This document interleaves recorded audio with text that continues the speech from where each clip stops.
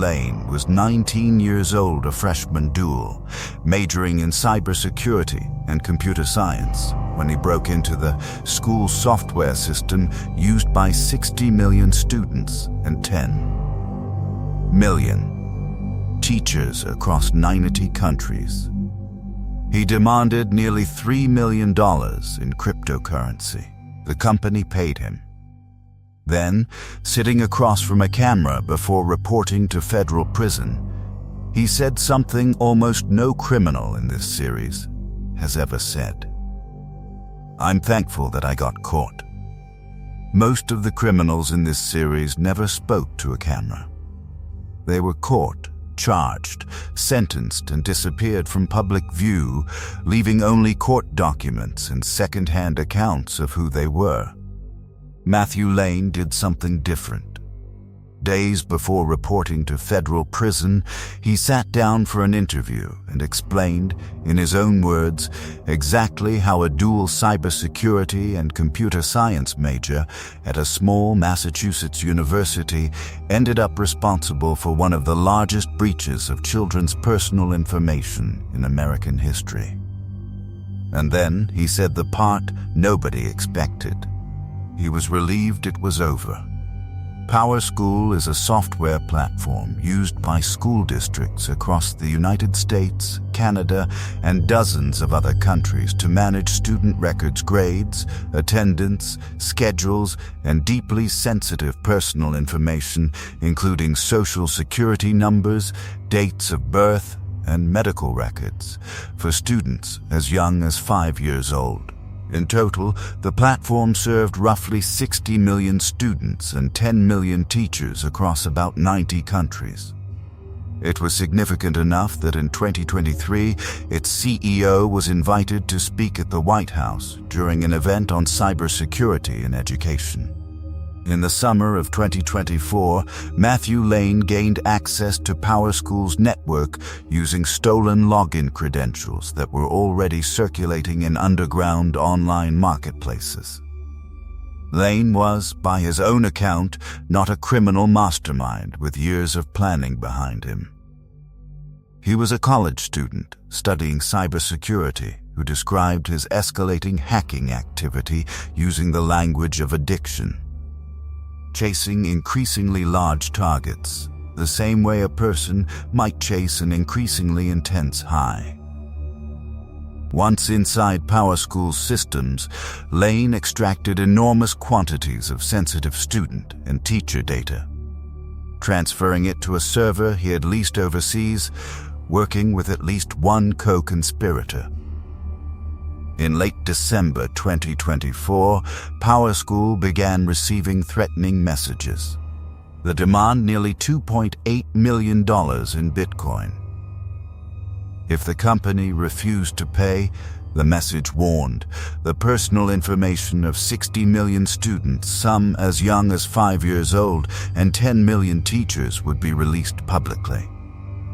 PowerSchool made the decision to pay.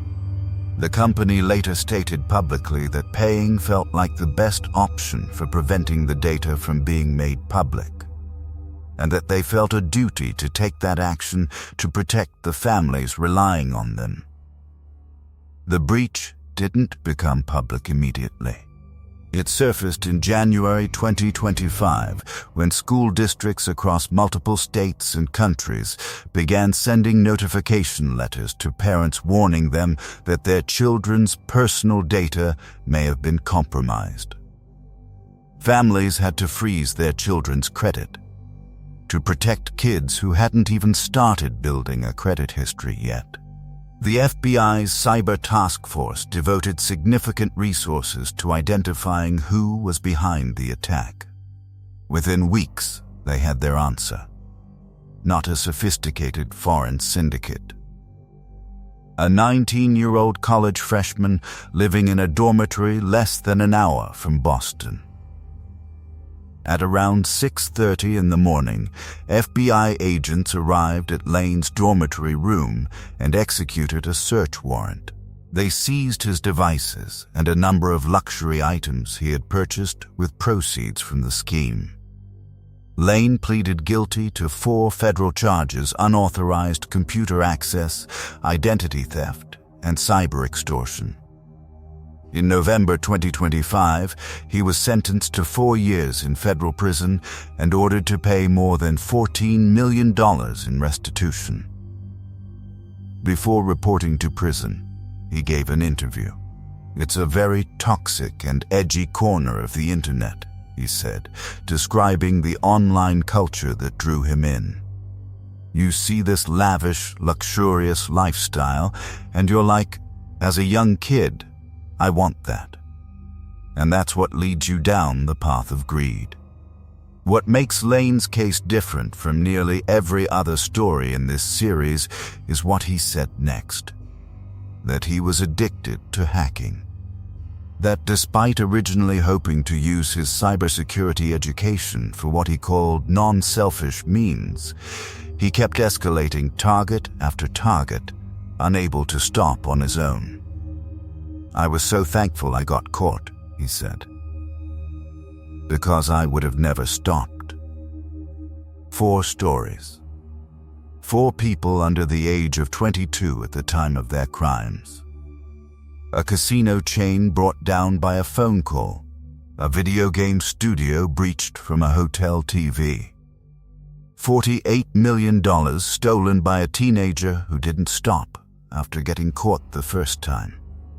And 60 million children's records held hostage by a college freshman who in the end said he was relieved someone finally stopped him.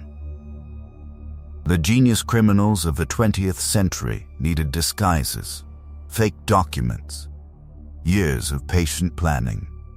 This generation needed a Discord server, a phone, and an understanding of how trust actually breaks down inside large institutions. If this episode hit different than the historical ones, let me know in the comments. Subscribe, and I'll see you in the next one.